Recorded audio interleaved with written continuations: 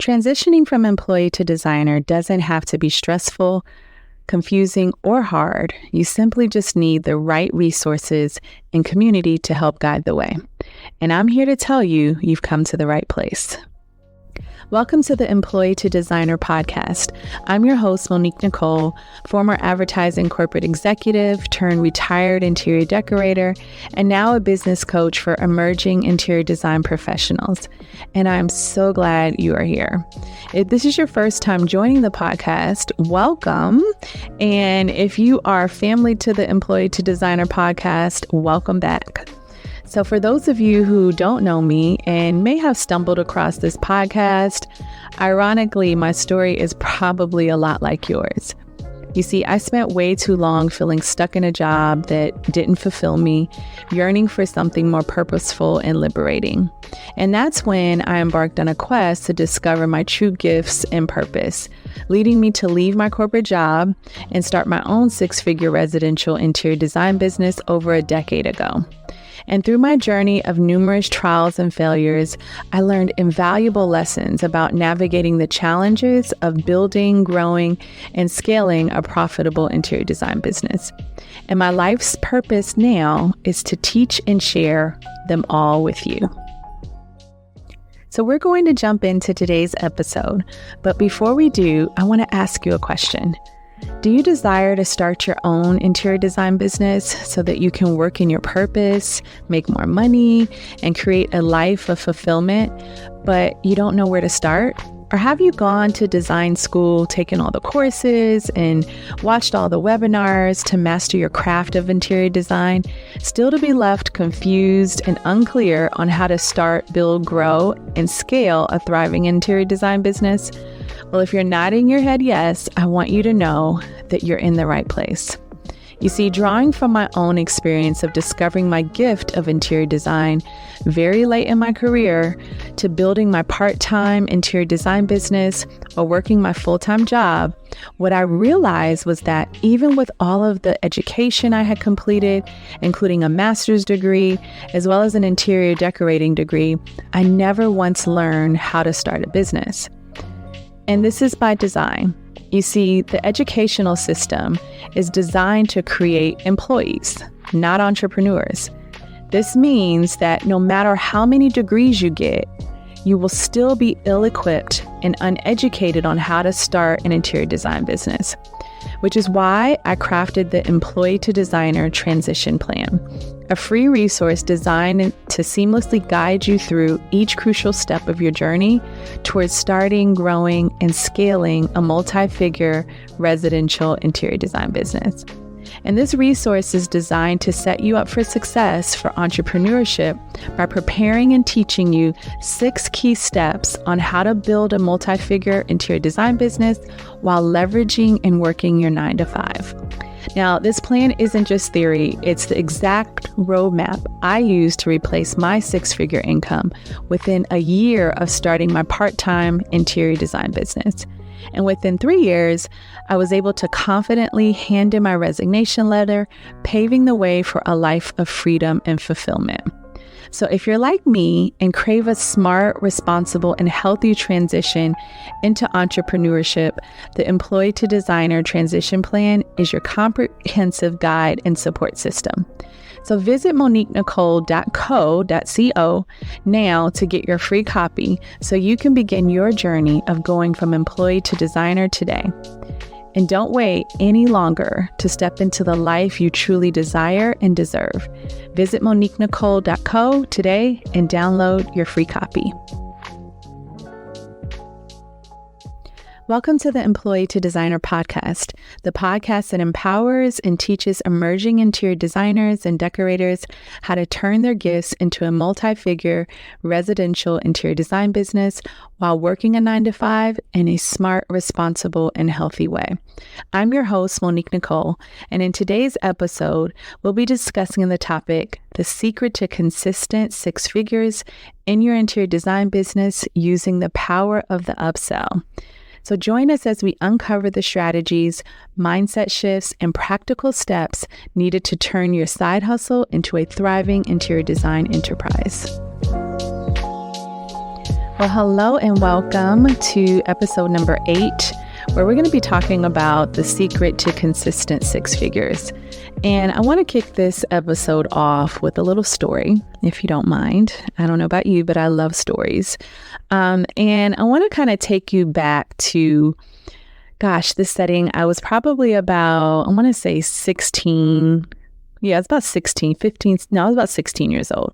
I was driving at the time. And I remember vividly where I lived in the state of Virginia, you could drive as long as you had a learner's permit. So I definitely know that I was driving because I was driving to work. And this was my second job that I had acquired. And I got this job at Foot Locker.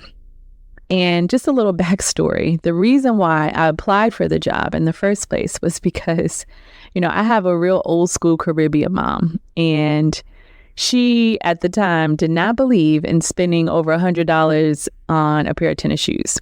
So she offered me, I remember saying like, hey, Mom, I want to get these Jordans. And I told her how much they were, and she pretty much laughed at me. It was like, I'll never be buying those, but I'll take you over to Walmart. We can get you some bikies, right?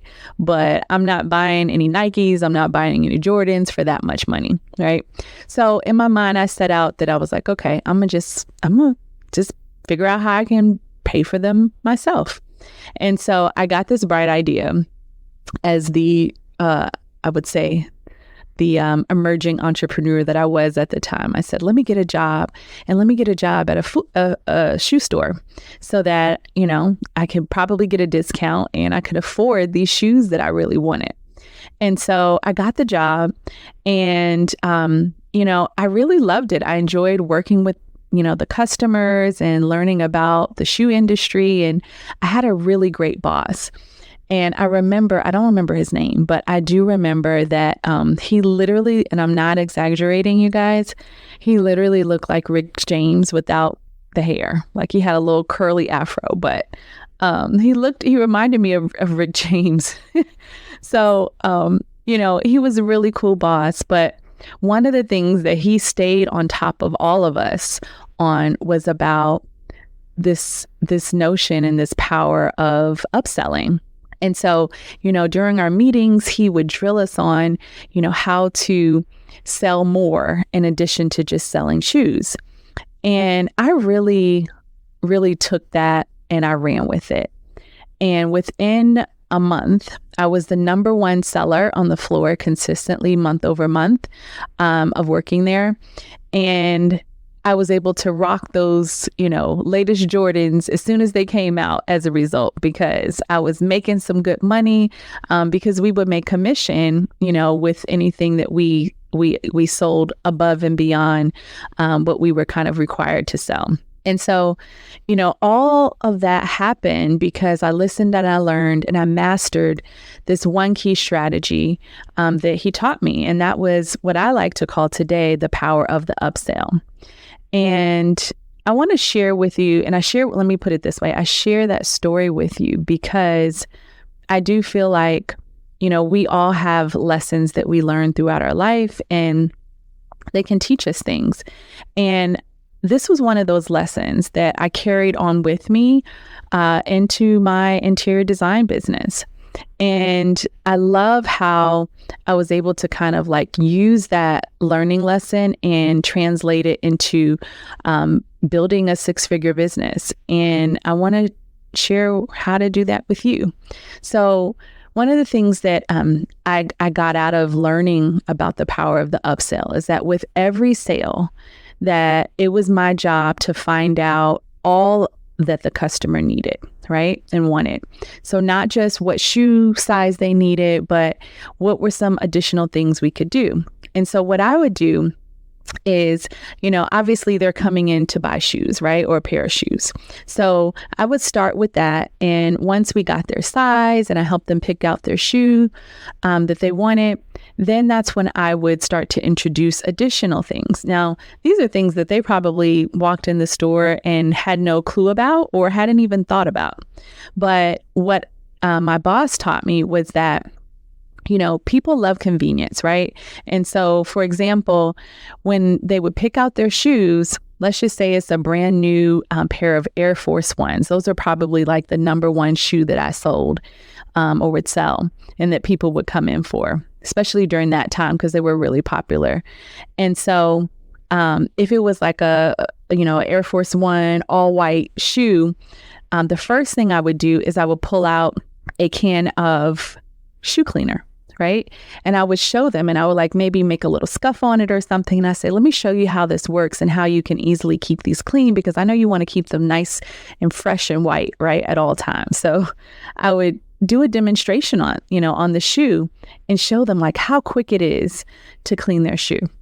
And then I would go and I would pull a pair of shoelaces, right? So maybe like a different color, especially depending on what age they were, if they were kind of into that thing, or maybe, a different pattern on the shoelaces. But I'd pull out these shoelaces and I would lay it on top of the shoe so they could actually see and get a visual of what it would look like if they were to kind of, dress up their shoes with a different color laces, a set of laces. And then if I knew that they were really like looking to spend some money, I would pull a jacket, an Adidas jacket, or, a sweatsuit and show them how they could bring the full outfit together with the shoes, okay, that they were already going to buy. Okay, so this is just the gravy on top. And what that did was, one, that gave them a visual, and that two, it really helped them to feel like they were making a good investment on their purchase. Because here's the thing, selling is 100% emotional and it's 0% logic, right? They probably don't even need the shoes. Maybe they do. But most of the time when we make a purchase, it's a very emotional purchase because we feel like we need this thing or we want this thing, right? And, case in point, the shoe cleaner, most people didn't need the shoe cleaner, right? Because if we want to really be honest, if you want to take it old school back, right? I remember I told you at the beginning of this, I had an old school mom from the Caribbean, right? And so I grew up, taking a toothbrush and some baking soda or something and cleaning my shoes. So really at the end of the day, they didn't need the shoe cleaner either. But it was my job to show them other options and give them the things that they wanted, which is convenience and the ability to really feel good about what they were purchasing. Okay.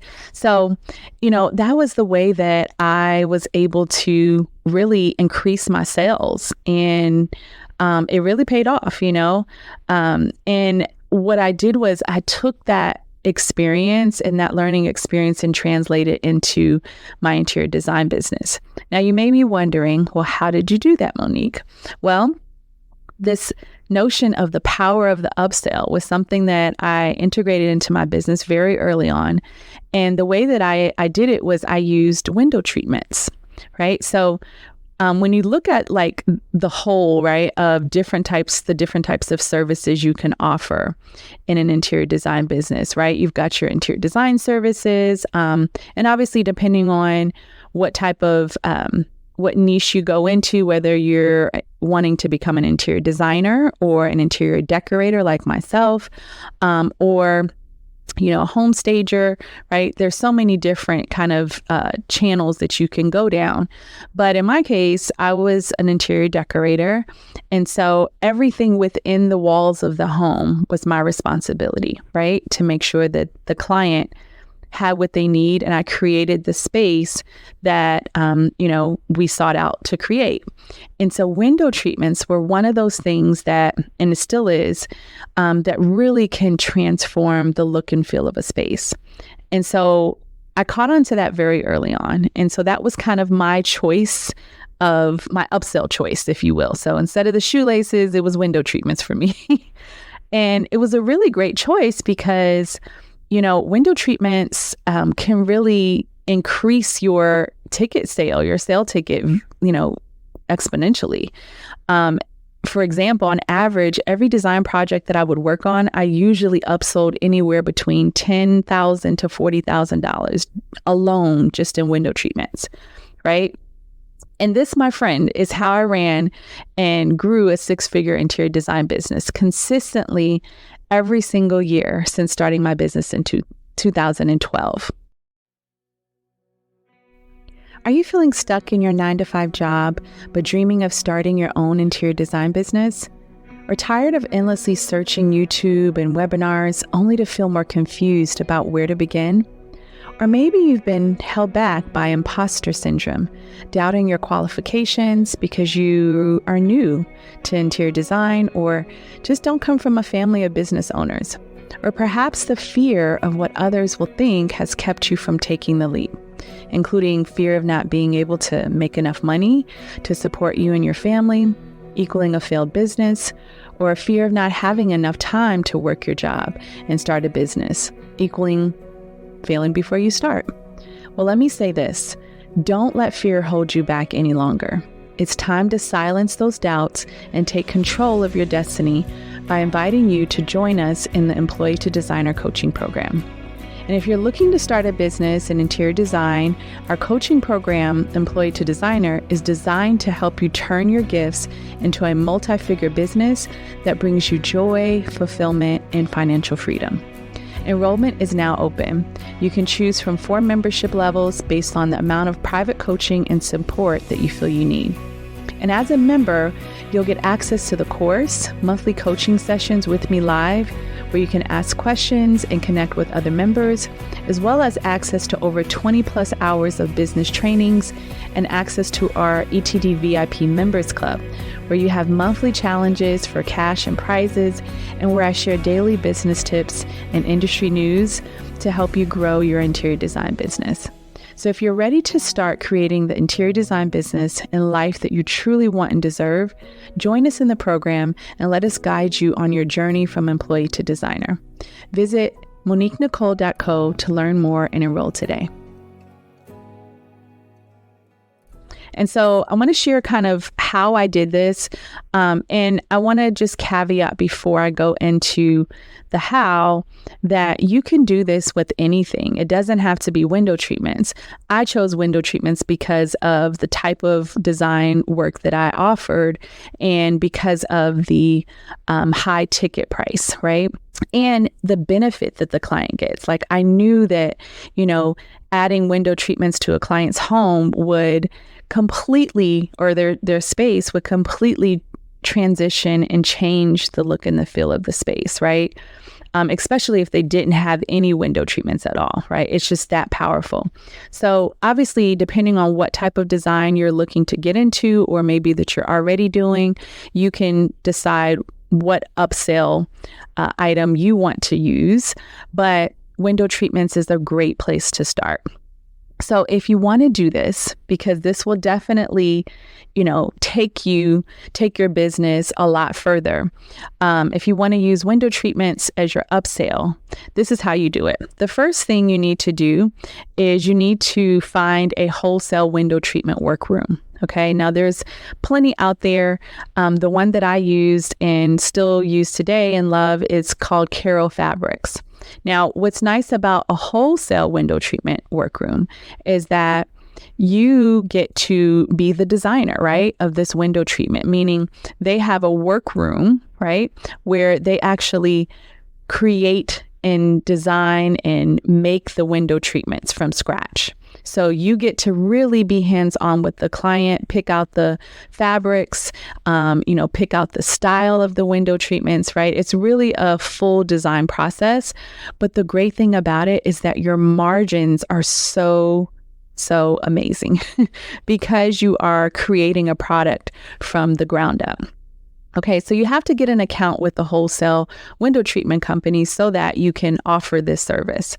Okay, and you will need to have a registered interior design business to set up an account with a wholesale window treatment workroom company. So just know that. Okay, the second step is that I highly recommend that you educate yourself on the different types of window treatment styles that are available and what their features and benefits are, because you are creating a product, if you will, from scratch. And so you are going to be having to sell that product. So you really have to be knowledgeable of like what different types of design styles are available and out there, and really be able to make a recommendation based on the client's style and their preferences and really what type of window treatment they may need. And I'll give you an example. I had a client a couple of years ago, and it was her and her husband, and they, had a beautiful, beautiful home, and they were looking to get window treatments in their living room. And the reason why was because they had like a beautiful like bay window, but they had very high vaulted ceilings. And the problem was that my client's husband, he loved watching TV in the living room, but during the day, based on how their home was positioned or that room was positioned, the sunlight would come in and it would create a glare on the television. And so this was a problem for them, right? He wanted to enjoy watching TV, but he couldn't because this sunlight was coming in. So she wanted to find a way to cover that window, but she didn't want it to be covered all the time because they enjoyed the sunlight. So one of the things that we talked about was, as an option, was putting like an electronic solar shade up there so that when he wants to watch TV, she could just have, a click of a button, bring down the shade, versus when they want, the sunlight to come in. Maybe it's a beautiful day. They want to have, some lunch or tea or something in the living room and have family over, and they want that sunlight to be able to come in.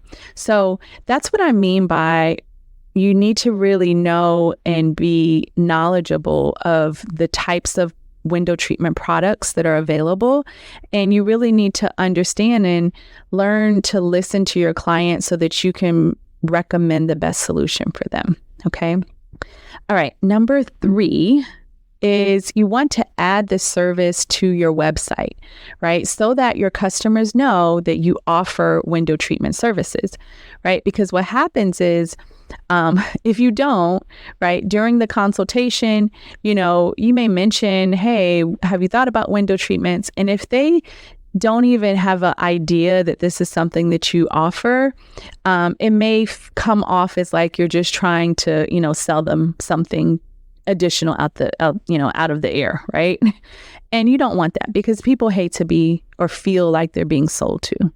So you want them to know this is something that you offer. And this is something also that during your consultation, you should be mentioning when you're going over your services. Okay. And then step 4, I would say, is that during your consultation, you want to pay close attention to their windows, right? So, for example, one of the things that I always teach in the Employee to Designer program is like really being successful in your consultation, right? So closing the deal and really, being strategic about how you conduct your consultation, right? So there is a process, it's a proprietary process that I teach in our program, and it really almost guarantees you to be able to close the deal, right? So I'm going to give you a little secret, a little tip, okay? So one of the things that you want to do is that when you're doing the walkthrough, so one of the things you want to offer, so this is a little tip, okay, is that when you do your consultation, you want to ask your client to give you a walkthrough of their home, right? Because you need to see, right? They may have called you just to decorate or design the living room or one room, right? But I always recommend that you ask them to give you a tour of their entire home, right? And what this allows you to do is to really see beyond what the client has told you that they want and they need, kind of like me upselling at Foot Locker, right? They came in to buy some shoes, but I sold them on shoe cleaner, shoelaces, sweatsuits, right? Because I was a good listener and I could see and hear between the lines, between what they're telling me versus what I can see that they need and want, right? And so this walkthrough allows you to see things that they may have not shared with you. Maybe they may not even be aware, okay? I have so many stories that I can tell you. Like I walk out of a consultation where it's just for one room and literally I'm decorating the entire home, okay? It happens all the time if you do your job right. And so this step is really crucial because you want to make note of a couple of things. One, if they even have window treatments, right? I've been in homes where they still had, I remember I walked into this one home, quick story, and it was an Indian couple, and they had been in the home for like 10, 15 years.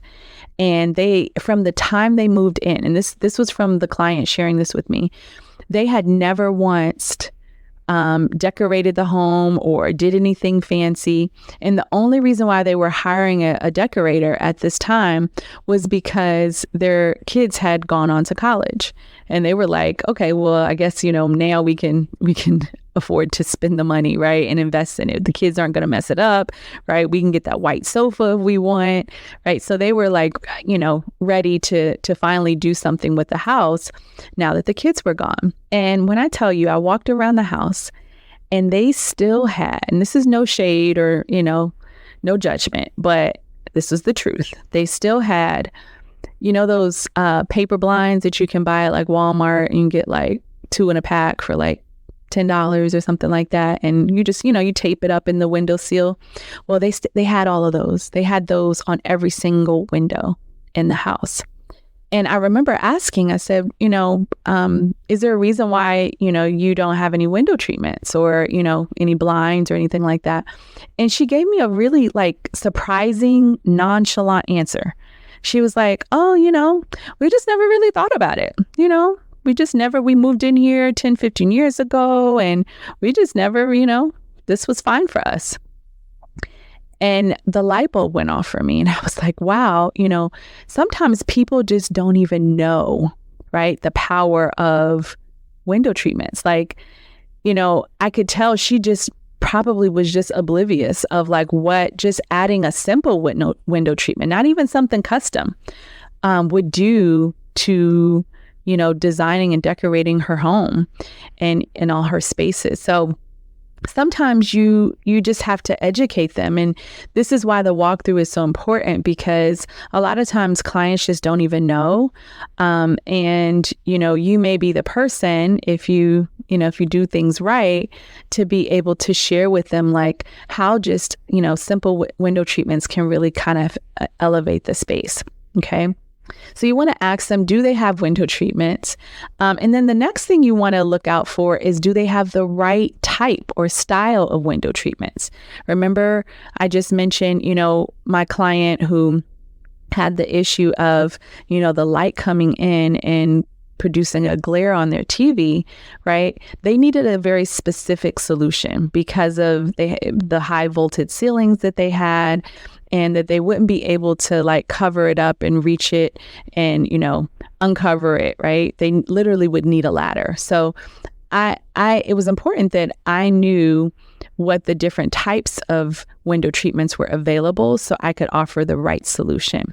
So you got to know like what types of designs, window treatments are available so that you can offer the right style. And then they may have a certain type of style preference. And so especially with draperies and, fabric-based window treatments, there's so many different types of styles. Like I love Roman shades, right? And so, I'm always like sharing the beauty of Roman shades and the functionality. Solar shades are very popular. Now the motorized shades are very popular. So there's a lot of different options, but you want to be knowledgeable so that you can offer the right solution for your client. Okay. And so this walkthrough will give you all the clues that you need to help recommend the right option. Okay.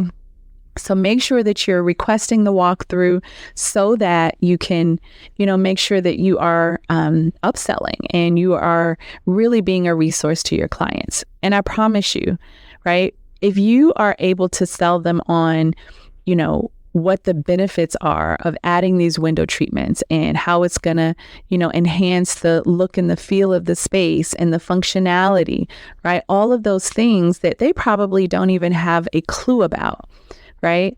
You will be surprised how much that will increase your design, sale price and services on a project. Okay.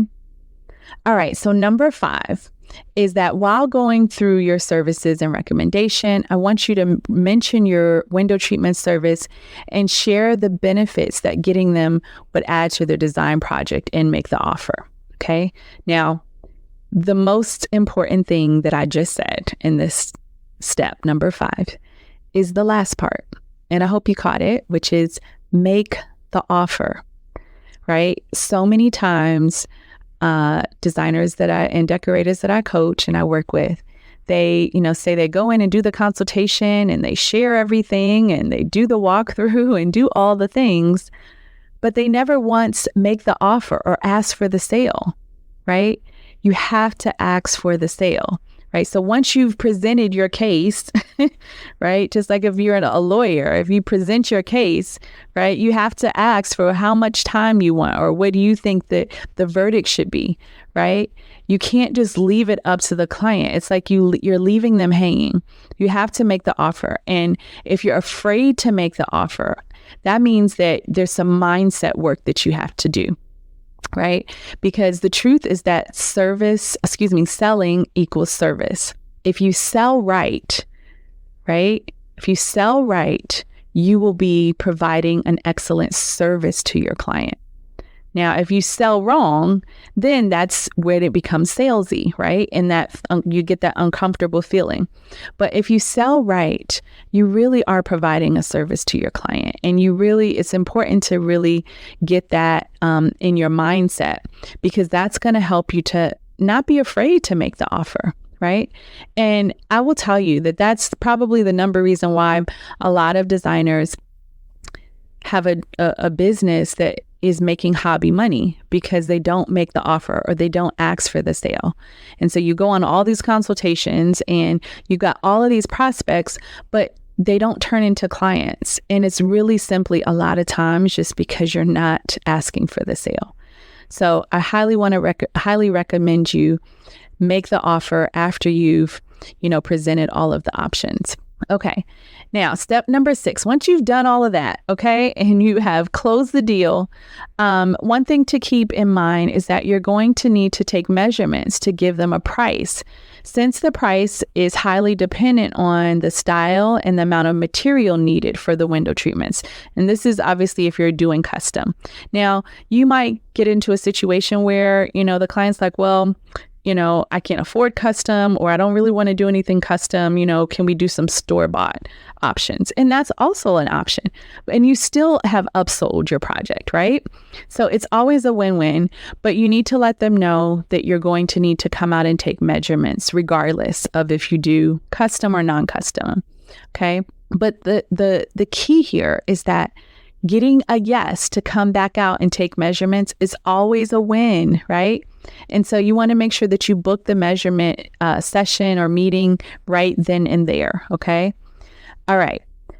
Now, finally, once you close the deal, right, and you've, got them to book their measurement session, you're going to close the deal, and I want you to get them to sign your contract to get started, okay? And here's the thing. Signing the contract is really, about holding your client to what you guys have agreed upon during that consultation. It doesn't mean they have to pay you the full design fee right up front.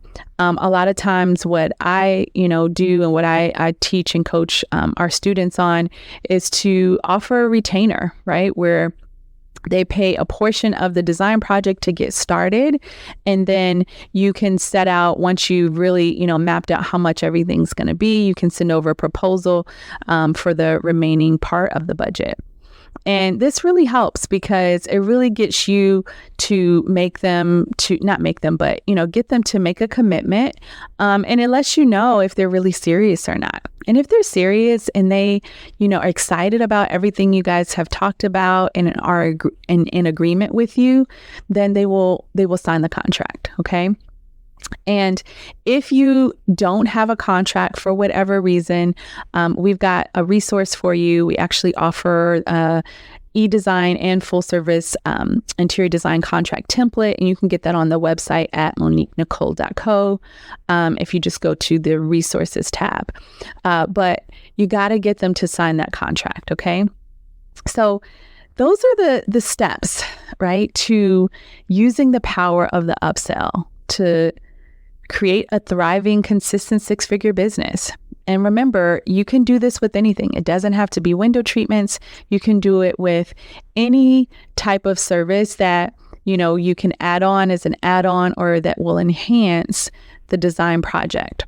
So I hope this is helpful. I hope this helps you to kind of think outside of the box and to find different ways to grow your business. Remember, your business isn't linear, right? It's, full of different opportunities where you can share different services. You can, really get creative about how you want to offer different things. And so I want you to think outside the box and start to implement some of this stuff. Because remember, the power of the upsell is powerful, right? And so you can turn a $5,000 project into a $20,000 or $30,000 project, right?